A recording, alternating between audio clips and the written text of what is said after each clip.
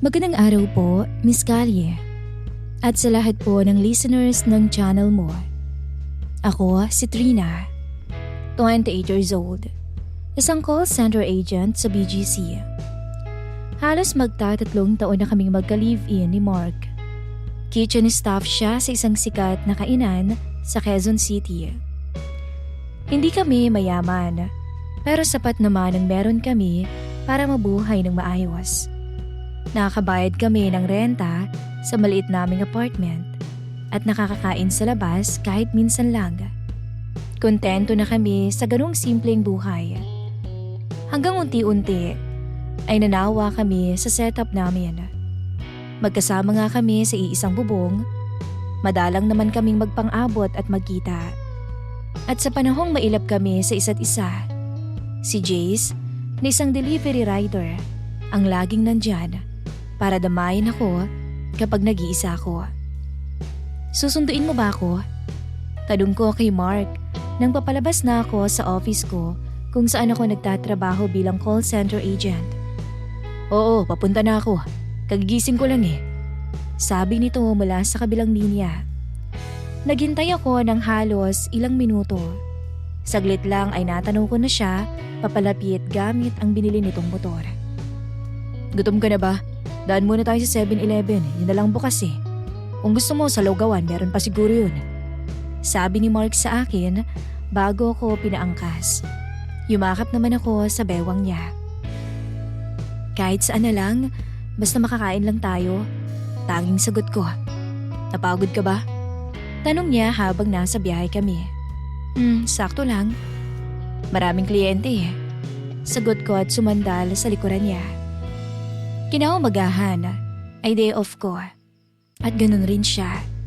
At sa halip na gumala sa labas, ay mas gusto pa namin dito sa bahay na lang mag-stay. Magluluto siya ng pagkain habang ako ay inaayos ang sala kung saan kami tatambay para manood ng movie. Masaya kami sa ganung setup, basta ay magkasama kami. Pero ang hindi ko alam, matapos ang bonding namin ang araw na yun, ay nagsimula na ang pagbabago sa relasyon namin. Naging magkaiba kami ng schedule sa trabaho. Panggabi ako at panghapon naman siya. Pagka-uwi ko sa umaga, tulog naman siya.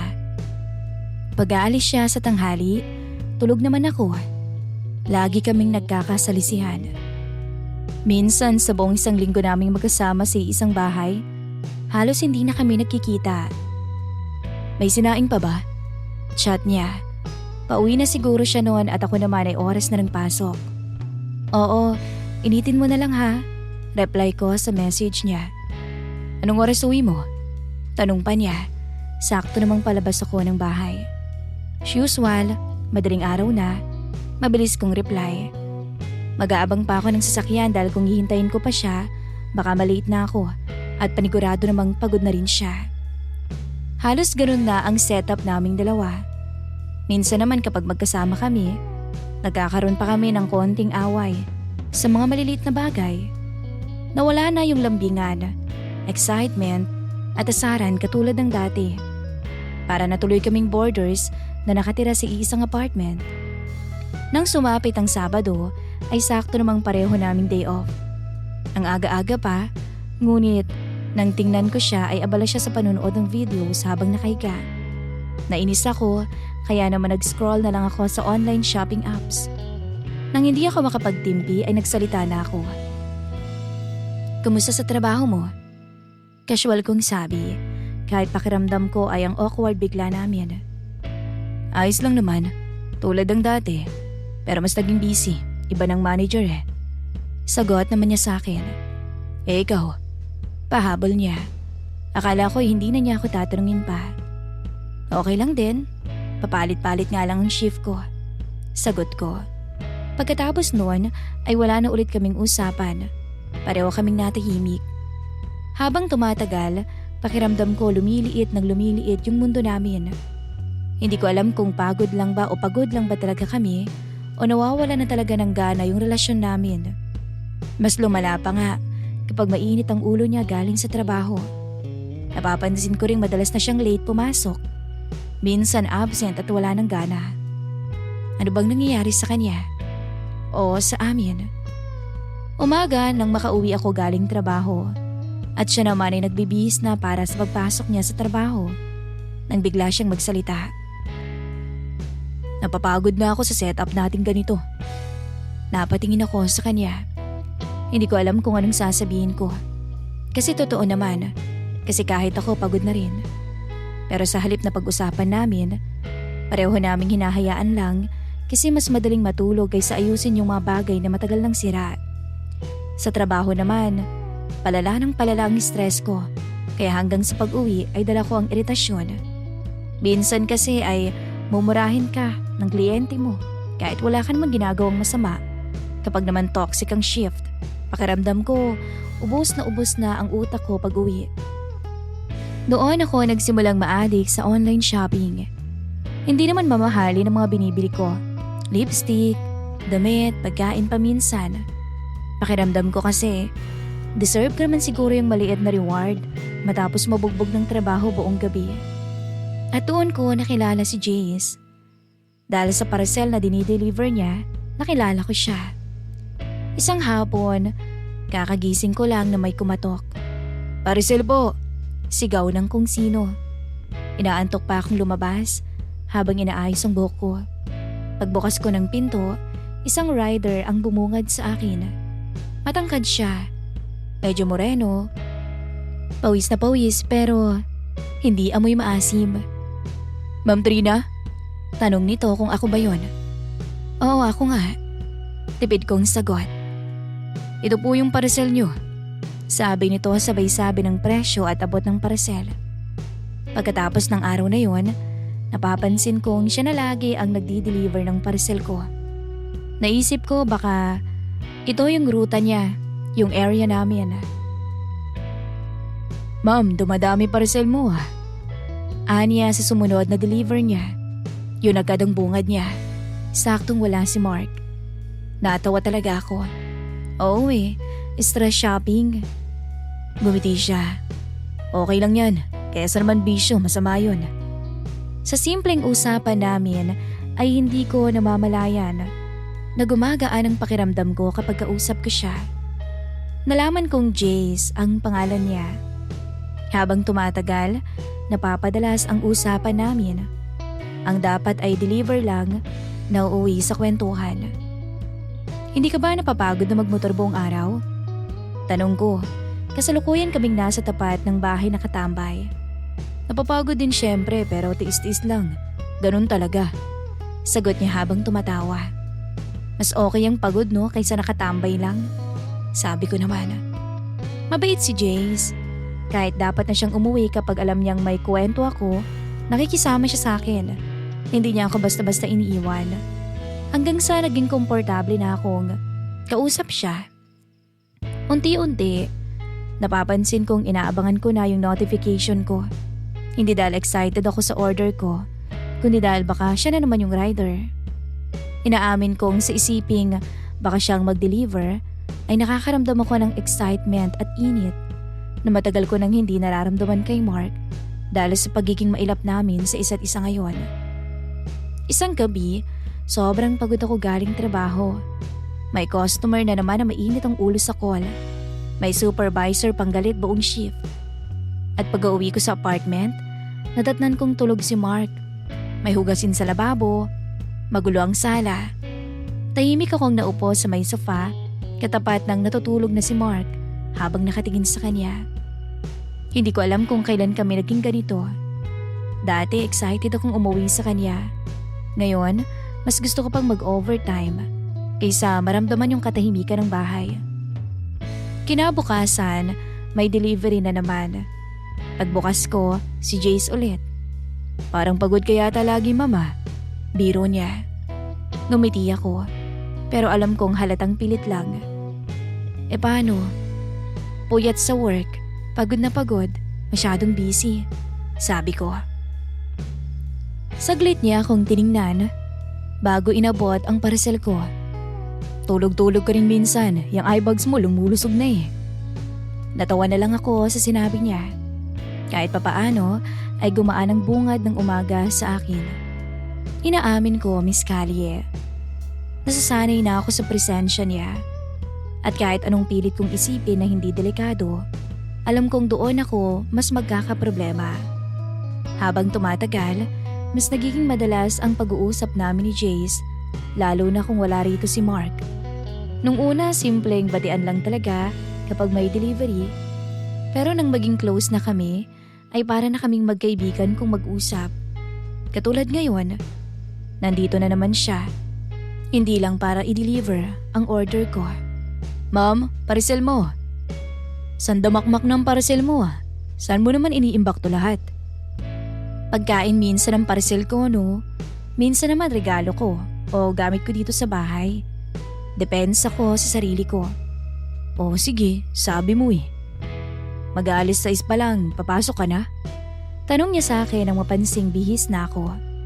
Tumango naman ako. Oo, maaga shift ko ngayon eh. Sagot ko naman. Last deliver ko na tong sayo. Hatid kita kung gusto mo. Alok nito sa akin. Pahirapan ang ganitong oras.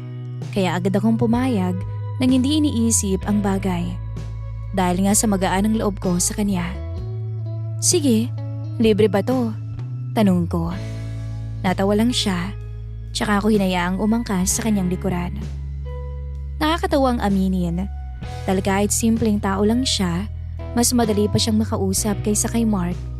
Kapag kasi nasa bahay kami ni Mark, madalas tahimik lang, parehong pagod at wala nang gana. At habang tumatagal, parang nawawala na yung pagiging partner namin sa isa't isa.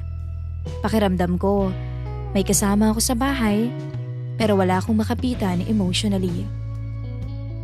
At si Jace, sa kanya ko unti-unting nakukuha yung bagay na matagal ko nang hinahanap-hanap.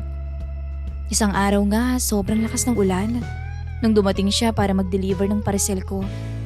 Pagbukas ko ng pinto, gulat ako nung makitang basang-basa siya. Ang tubig ulan ay tumutulo pa sa kanyang buhok, pababa sa uniforme niyang pang-deliver. Buti naka-plastic tong parcel mo at hindi nabasa. Sabi niya habang natatawa ng bahagya, hindi alintanang ulan. Napailing ako. Sakto at wala si Mark. Mag-isa lang ako dito at mamayang gabi pa yun uuwi. Ano ka ba? Bakit hindi ka muna nagpatila ng ulan? Halika, pasok ka muna rito. Ayos lang ako, hindi na kailangan. Tanggi niya, ngunit ipinilit kong papasukin siya. Hindi ka naman magtatagal eh. Saglit lang habang pinapatilaw ang ulan. Tingnan mo, basang-basa ka. Gumamit ka muna ng towel ko. Nag-aalalang sabi ko sa kanya. Nagdadalawang isip siya, pero napilitan din siyang pumasok. Pagpasensyahan mo na nga lang to at magulong bahay namin. Sabi ko habang inaayos ang ilang kalat. Iniwan ko muna siya sa sala at ginawa ng kape. Dahil hindi pa naman tumitilang ulan. Tsaka binigay ko sa kanya ang tuwalya para mapunasan niya ang sarili niya. Tagasan ka ba talaga? Tanong ko. Wala kasi ako maisip na papag-uusapan. Nueva Ecija. Sagot niya. Ikaw? Bulacan? Sagot ko naman. Namimiss mo nang umuwi? Tanong pa niya. Napangiti naman ako. Minsan, pero mahal pa masahe. Kaya minsan lang ako kung umuwi. Naging mahabang usapan namin. At nalaman kong 2 taon na siyang hiwalay sa nobya niya. Napagod daw sa setup ko eh. Sabi niya habang nakatingin sa hawak na baso. Bakit naman? Curious kong tanong. Lagi raw akong nasa trabaho at wala raw akong oras sa kanya. Malungkot niyang kwento bago mapait na ngumiti. Ganyan na rin ang sitwasyon namin ng partner ko ngayon. Tipid akong napangiti. Naalala ko bigla si Mark. Napatingin siya sa akin. Okay lang ba kayo ng partner mo? Hindi ako agad nakasagot kasi kahit gusto kong sabihin na oo, alam kong hindi naman talaga. Hindi kami okay. Hindi lang namin inaamin pareho. Hindi ko na rin alam. Mahina akong sabi sa kanya. Halos hindi na nga kami nakakapag-usap kahit na ba nasa isang bahay lang kami. Tahimik lang siyang nakinig. At minsan pala, sapat na yun para mapalapit ka sa isang tao. Pagkaalis niya ng araw na yun, Hindi ko maalis sa isip ko yung usapan namin. Habang tumatagal, napapansin kong mas hinahanap ko na yung presence niya. Kapag toxic ang shift ko, naiisip kong sana may delivery kinabukasan. At kapag pagod ako, gusto kong may makausap kahit saglit. At si Jace, yung naging takbuhan ko nang hindi ko namamalayan. Hanggang sa hindi ko na napapansin. Madalas na rin pala kaming magka-chat o magka-text sa isa't isa. Isang gabi, galing ako ng trabaho nang maabutan kong gising pa si Mark. Mainit agad ang ulo niya pagpasok ko pa lang ng kwarto. Bayad na bang internet? Bungad niya. Hindi pa eh, sa sweldo ko pa. Sagot ko. Ako kasi yung nakatokang magbayad. Napabuntong hininga siya bago umupo mula sa pagkakahiga. Mukhang di na sapat ang sinasahod mo ah. Napatingin ako sa kanya. Bakit parang kasalanan ko? Hindi yun ang ibig kong sabihin. Bawi naman niya. Eh ano? Mabilis kong tanong. Biglang uminit ang ulo niya. Tigil-tigilan mo na kasing kaka-order mo online. Pataas ng boses niyang sabi. Parang may biglang sumabog sa dibdib ko noon. Eh yun na nga lang yung nagpapasaya sa akin eh. Pagbabawalan mo pa. Pareho kaming natahimik dahil sa sinabi ko. Totoong hindi na ako masaya dito sa bahay. At alam kong ganun rin siya. Hindi ko na maalala kung kailan nung huli kaming nagtawanan, naging masaya, at kung kailan huling may nangyari sa aming dalawa. Kinabukasan, namumugto ang mga mata ko. Pakiramdam ko, sobrang bigat ng katawan ko, kahit kakagising ko pa lang. Pagkarating ko sa labas para kunin ang order ko, sa delivery rider ay nakita ko si Jace. Pagkaharap niya sa akin, agad siyang napakunot noo. Anong nangyari sa'yo? Nag-aalala niya yung tanong. Ayos lang ako, huwag mo na akong intindihin. Mabilis kong sagot. Hindi ka mukhang okay ha? Hindi naniniwalang sabi niya. At hindi ko alam kung bakit pero doon ako biglang naiyak. Nakakahiya man, pero hindi ko mapigilang ibuhos ang emosyon ko. Tahimik lang niya akong hinila at isinandal ang ulo ko sa kanyang dibdib. Nagulat ako pero hinayaan ko dahil sa bigat ng nararamdaman ko. Pagod na ako dito eh. Sabi ko habang pinupunasan ang luha ko. Hindi mo naman kailangang sarilinin lahat. Sagot niya ng marahan. Dinala ko ni Jay sa tinutuluyan niyang apartment noon. Dumito ka muna kung gusto mo.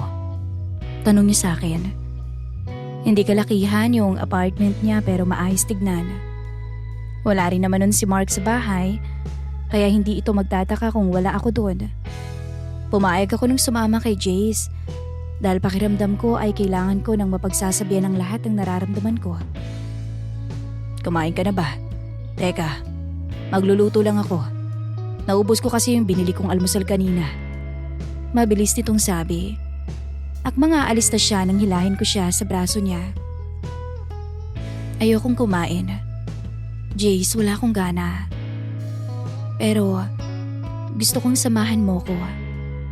Mahinang sabi ko. Jace, nagkakalabuan na kami ni Mark eh. Alam kong pareho na kaming hindi masaya. Tulungan mo ko. Masyado nang mabigat ang nararamdaman ko. Hindi na ako makapag-isip ng maayos. Doon siya napalunok sa sinabi ko. At alam niya kung anong ibig sabihin nun. Trina, sigurado ka ba? Dahil sa oras na may mangyari sa ating dalawa, wala nang atrasan. Akin ka na pagkatapos nun. Napakagat labi ako bago tumango. At doon, unti-unti siyang lumapit sa akin. Titig na titig siya sa akin hanggang sa tuluyan ang dumampi yung kanyang labi sa akin. Napapikit ako noon, Miss Callie. Hinayaan ko siya sa mga gusto niya. At unti-unti ko namang tinugon ang halik niya. Hanggang sa isang iglap, may nangyari sa aming dalawa. Matapos ang ilang minuto, pareho kaming hinihingal. Parehong pagod. Nangihina man, pero pakiramdam ko nung mga oras na yon, panandalian kong nakalimutan ang sarili kong problema. Hindi lang namin ginawa ng isang beses. Paulit-ulit, Miss Callie. Nagising na lang ako nang makarinig ng sunod-sunod na ring mula sa cellphone ko. Nang tignan ko yon, ay galing kay Mark ang tawag at ilang mga text. Walang pagdadalawang isip ko itong sinagot nang muli itong mag-ring. Hello? Bakit? Seryosong bungad ko. Trina, mag-usap tayo. Ayusin natin to. Garal-galang tinig na sabi niya mula sa kabilang linya. Halata rito ang kalasingan. Hapon pa lang ngunit lasing na. Mark, tanging nasabi ko. May maaayos pa ba tayo? Matagal nang may problema sa atin eh. Sinasawalang bahala lang natin. Kaya nga pag-uusapan nating dalawa. Ayoko namang matapos tong relasyon natin. Mahal kita. Patawarin mo ko. Masyado akong naging abala sa trabaho. Gusto ko kasing mapromote na manager eh. Ang kaso, iba yung pinili. Naging ganid sa reputasyon na nakalimutan kong nandyan ka. Paliwanag nito. Ngunit nang mapatingin ako sa natutulog na si Jace, ay napailing ako. At doon tumulo ang luhang kanina pa nagbabadya. Pero Mark, huli na eh. Ayoko na talaga. Mas mabuti pang itigil na lang natin to. Kagat-labi kong sabi. Nakapagdesisyon na ako. Mas mabuti sigurong maghiwalay na lang muna tayo. Bakit ganun kadali para sa'yong sabihin yan? Trina, halos 3 taon tayong nagsama. Pero hindi tayo sumuko sa dami ng kinaharap natin. Bakit ngayon pa? Sumbat na tanong nito. At hindi agad ako nakasagot. Bakit? Dahil may iba ka na ba? Dahil may pinalit ka na ba sa akin kaya ayaw mo na kaagad? Sa susunod na tayo mag-usap, Mark, kapag handa na ako. Hindi ko alam kung eksakto o hindi ko alam mga eksaktong salita dapat sabihin. Kaya gusto ko muna sana itong takasan. Ngunit ayaw niya magpaawat. Aminin mo na. Sabi nito. Oo, meron na eh. At ang lalaking yon, ang laging nasa tabi ko sa tuwing hindi kita maramdaman. Sa tuwing pakiramdam ko ay mag-isa ako. At wala akong kasama sa buhay. Sa tuwing hindi kita maintindihan. At iniiwasan mo ko dahil sa sobrang busy mo. Siya yung palaging nandyan para sa akin. Mahabang sabi ko. At doon, sunod-sunod na tumulo ang mga traidor kong luha. Ang babaw ng dahilan mo. Dama ko ang hinanakit niya nang sabihin niya yon. Mababaw na akong mababaw. Pero tao lang din ako at may nararamdaman, Mark. Sorry, pero hindi ko na kaya. Ayoko na. Parang piniperaso-peraso ang puso ko nang patayin ko mismo ang tawag. Nagkamali ako. Ginawa ko ang bagay na sa huli alam kong pagsisisihan ko. Pero bago pa ako karmahin, ay tinapos ko na ang kung anumang relasyon namin. Dahil hindi nakakayanin ng konsensya ko kung patuloy pa akong manloloko ng taong minsan sa buhay ko ay minahal ko. Bakit akong pinili mo? Tanong ni Jace na ngayon ay nagising na. Nadinig pala niya ang usapan namin ni Mark. Hindi ko alam. Siguro kasi dahil ikaw ang naging takbuhan ko nung wala siya at kailangan ko ng kasama. Hindi ko na rin kayang manatili sa isang relasyon na hindi na ako masaya. Patuloy ko lang siyang lolokohin kung mananatili ako. Pag-amin ko sa kanya. Tumango siya at hinila ko bago niyakap ng mahigpit. Natutunan kong maling humanap ng rebound sa buhay. Ngunit mas mali yata, Miss Callie, kung pareho mo silang paasahin at sasaktan. Kaya mahalagang pumili at manindigan sa iisang desisyon. At bago mahuli ang lahat, ay itama ang mga pagkakamaling nagawa. Miss Callie, hindi ko alam kung tama po ba ang naging desisyon ko. Hindi ko alam kung anong mangyayari sa amin ni Jace. Hindi ko alam kung sa umpisa lang din ba ako magiging masaya sa kanya. Pero sana, tama ang pagpili ko. Hanggang dito na lamang po, Miss Callie, ang aking kwento. Maraming salamat po sa pagbibigay buhay sa aking kwento. Nagmamahal, Trina.